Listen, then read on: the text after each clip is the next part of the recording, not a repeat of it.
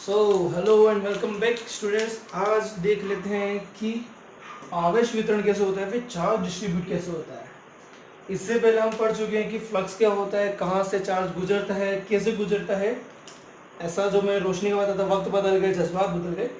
उसके आगे आज पढ़ते हैं कि डिस्ट्रीब्यूट कैसे होता है चार्ज। मतलब कि जो चार्ज हमारे पास में है वो कैसे फैला हुआ है, वो डिस्ट्रीब्यूट कैसे है। क्या वो इस पेन के ऊपर में ऐसे फैला हुआ है, या फिर वो मेरे हाथ के ऊपर फैला हुआ है, या फिर वो पूरे एक बॉडी पूरे वॉल्यूम के अंदर भरा हुआ है। तो हमारे पास में यहाँ पर डिस्ट्रीब्यूशन के लिए होते हैं तीन तरीके, ठीक है। एक होता है लीनियर या फिर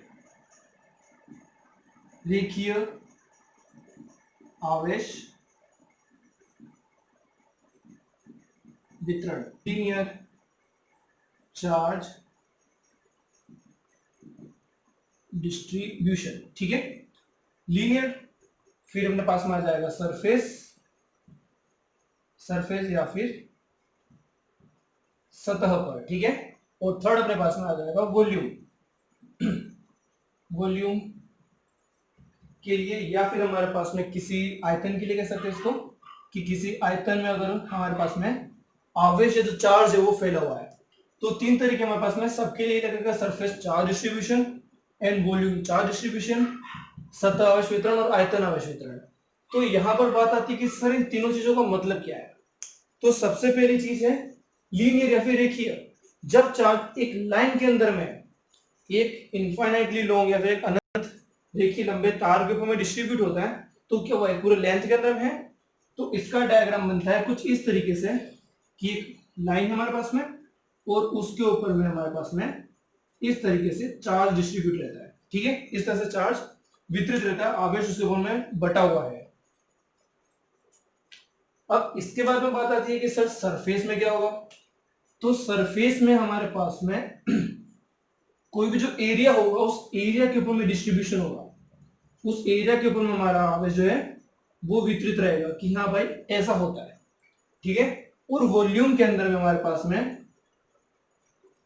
किसी आयतन में, मतलब कि पूरा बॉडी है हमारे पास में, उसमें चार्ज डिस्ट्रीब्यूटेड रहता है। इस पूरे के अंदर में अंदर इसके सारे फेजेस में, इसके डीप इनसाइड पूरे के अंदर में रहेगा। मतलब कि पहले सिर्फ लाइन के बारे में सोचना है कि इस पर चार्ज डिस्ट्रीब्यूट है, फिर सोचना है कि एरिया पर डिस्ट्रीब्यूट है, फिर वॉल्यूम पर डिस्ट्रीब्यूट है।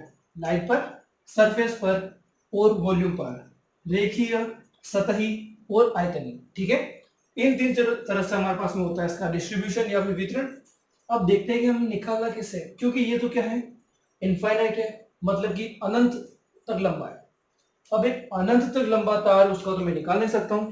तो ऐसे हम करते हैं कि इसका एक छोटा सा टुकड़ा निकाल लेते हैं। अगर छोटे टुकड़े का पता तो जितना लंबा लेना है उसके लिए निकाल लेंगे। तो इसके लिए हमारे पास में जो डिस्ट्रीब्यूशन के लिए आता है वो फॉर्मूला होता है lambda is equals to Q upon L. अगर मेरे पास में तार की कुछ लंबाई है एल, तो यूनिट और उस पर चार्ज मेरे पास में क्यू, मतलब कि एल लेंथ के ऊपर में अगर मेरे पास में क्यू चार्ज है तो लेमडा की वैल्यू हो जाएगी क्यू अपॉन एल, ठीक है। अगर मुझे पता है कि 2 मीटर का मेरे पास में तार है और 2 मीटर के तार के ऊपर मेरे पास में 10 कूलम है, तो लेमडा मेरे पास में आ जाएगा 5 कूलम पर मीटर। इस तरीके से करते हैं चार्ज को डिस्ट्रीब्यूट। अब देखते हैं कि एरिया के लिए मुझे क्या करना है। जब बात आ जाती है एरिया के लिए, अच्छा यहाँ पर एक चीज देखना भूल गया, अगर क्यू लिखना है मुझे तो D Q is lambda D L. इसको डी डी कर देते हैं कि छोटा टुकड़ा ले लिया हमने, ठीक है। इसी तरीके से अगर हम सरफेस के लिए बात करें तो सरफेस के लिए हम दिखाते हैं सिग्मा से। Sigma is equals to D Q upon D A, मतलब कि इसका एरिया।